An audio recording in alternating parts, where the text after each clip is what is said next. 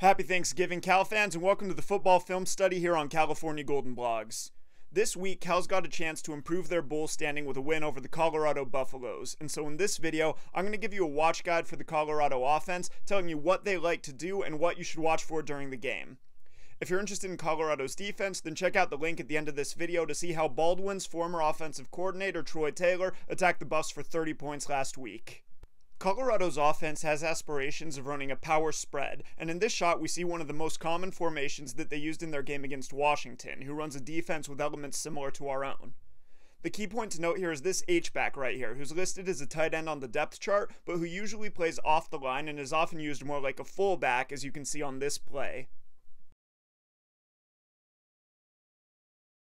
Now, in the Washington game, Colorado's game plan centered around a series run out of this formation. The base play in this series was a counterplay where that H-back and an offensive guard pulled to the other side of the formation, as we see here.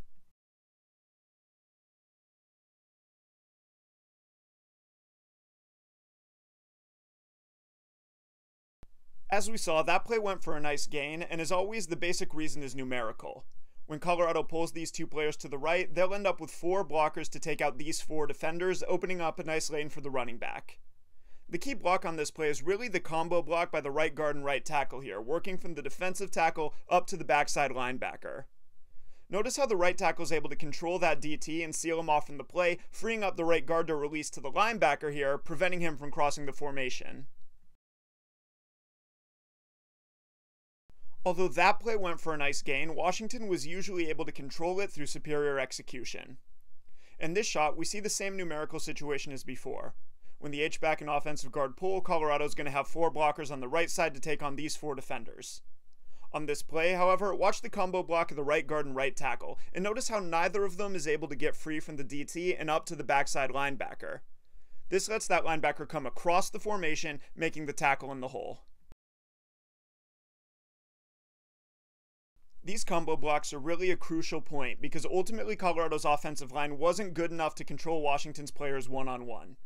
For example, here we see the left guard singled up on a defensive tackle who controls him, sheds the block, and disrupts the play.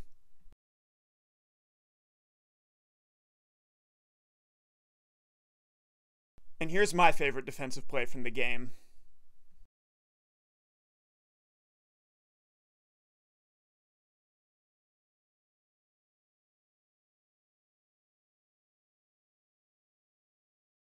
At this point, though, let's return to this well-defended counterplay and look at 2 more elements to Washington's run defense. Previously, we saw that this backside linebacker ends up making the tackle, but it's also important to understand how the ball got to him, and for that we need to watch these 2 defenders. Watch here how the stand-up defensive end aggressively attacks the pulling left guard, constricting the lane. Also, watch how this playside linebacker attacks the pulling H-back from the outside in, taking away the outside gap and forcing the ball back to the inside. As we can see here, then, this play shut down for a variety of reasons. The defensive end and linebacker constricted the running lane from the outside, forcing the ball back inside toward that backside linebacker, who was only unblocked because the defensive tackle was able to hold the double team of the right guard and right tackle. All of these components are crucial to defending this play successfully. On Saturday, I'd expect our defense to be similarly stout against plays like this. Our defensive line and outside linebackers have been really underrated this year, and I think that they'll be able to beat Colorado much like Washington could. Where things have gotten tricky for us historically, however, is in the counters that are built off of plays like this, and on this play we can see a nice adjustment that Colorado made. Remember that on the counterplay, one key was that this stand-up defensive end on the edge attacked the lead blocker aggressively, constricting this inside running lane. On this play, Colorado's going to counter that. They're going to run that H-back at him just like a lead blocker, giving him the read to come down hard inside. Then, they're going to slip that H-back past him, leaving him unblocked for his own read.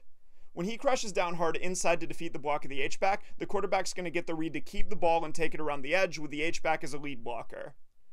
This is similar to what we saw in this play against UCLA, for example, where the cornerback jumps down inside of the tight end, and the quarterback keeps the ball around the edge for a big gain.